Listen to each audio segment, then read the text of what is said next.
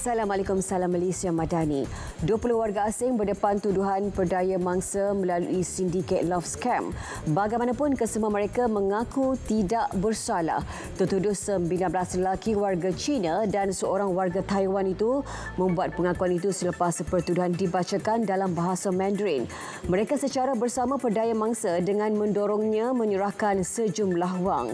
Perbuatan itu dilakukan di Iskandar Puteri, Johor, 23 September lalu. Kes dikendalikan Timbalan Pendakwa Raya Nevin Ravichandran, manakala kesemua tertuduh diwakili Peguam Goh Sihan dan Ahmad Yusri Ahmad Fuad. Tertuduh dibenar diikat jamin RM8,000. 18 November ditetapkan bagi sebutan semula kes dan serahan dokumen. Lebih 6,000 kematian akibat kemalangan direkodkan setiap tahun. 70% melibatkan penunggang motosikal dan peningkatan amat membimbangkan. Justru keupayaan melahirkan pemandu lebih kompeten, mematuhi peraturan dan berhemah perlu ditingkatkan. Sekaligus dapat mengurangkan kadar kemalangan, kecederaan dan kematian secara signifikan dalam masa singkat. Timbalan Menteri Pengangkutan Datuk Hasbi Habibullah berkata, pelbagai inisiatif dilaksanakan bagi mengatasi masalah tersebut. Ia termasuk usaha melakukan pembaharuan dalam pelaksanaan dasar dan program pelesinan pemandu untuk keselamatan jalan raya Malaysia.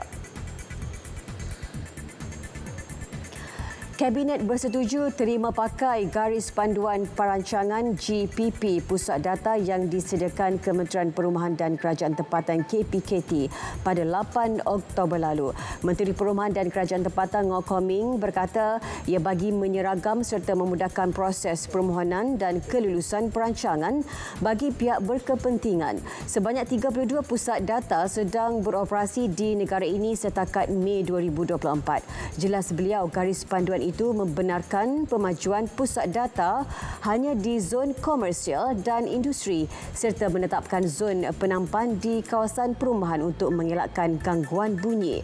GPP akan dibentangkan di Mesyuarat Majlis Negara bagi Kerajaan Tempatan MNKT yang dijadualkan pada 14 November nanti.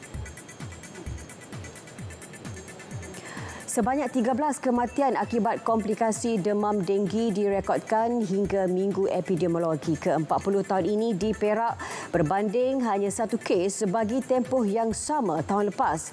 11 kematian direkodkan di daerah Kinta, manakala satu kematian masing-masing dilaporkan di daerah Larut, Matang dan Selama serta Mancung. Esko Sumber Manusia, Kesihatan Hal Ehwal Masyarakat India dan Integrasi Nasional Negeri A. Sivanisan berkata jumlah kumulatif kes denggi pada tahun ini sebanyak 5,956 kes berbanding 2,864 kes bagi tempoh yang sama tahun lepas. Ia menunjukkan peningkatan kes sebanyak 3,092 kes atau 108%. Antara daerah yang paling tinggi merekodkan kes denggi ialah Kinta, diikuti Larut, Matang dan Selama. Selain Hulu Perak, Manjung, Kampar serta Batang Padang. Beliau berkata demikian pada sidang media selepas merasmikan Hari Kesihatan Mental Sedunia di Politeknik Ungku Omar Ipoh. Timbalan Pesuruhjaya 1 Perhubungan PAS Perlis Baharudin Ahmad dan Setiausaha Badan Pimpinan Bersatu Perlis Azhar Hassan dilantik sebagai Senator Dewan Negara. Baharudin dan Azhar yang dilantik Dewan Undangan Negeri Perlis mengangkat sumpah di hadapan Speaker Dewan Negara Datuk Awang Bimi Awang Ali Basah.